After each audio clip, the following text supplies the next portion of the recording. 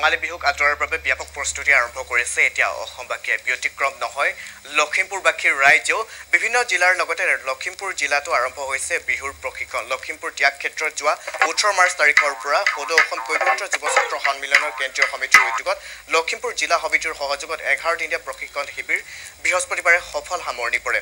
উক্ত প্ৰশিক্ষণ শিবিৰত প্ৰশিক্ষক হিচাপে উপস্থিত থাকে লতাশিল বিহুৰাণী শ্ৰীমতী উৰ্মিমালা দুৱাৰাৰ লগতে সন্ধ্যাৰাণী ফুকন বৰা আৰু শ্ৰীমতী দীপা দাস হাজৰিকা লগতে বহু লোকে অংশগ্ৰহণ কৰে। আমি সেই দৃশ্যাংক দেখুৱাই আছো।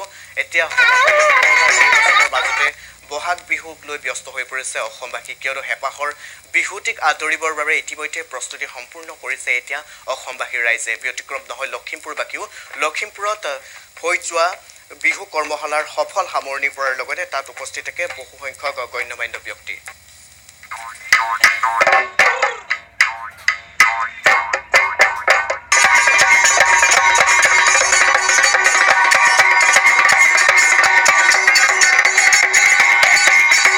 ৰাইজে ইছলাম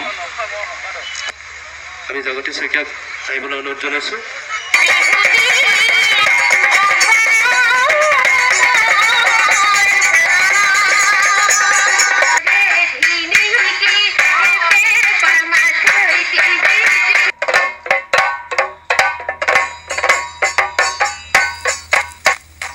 ইফালে ব্যতিক্ৰম নহয়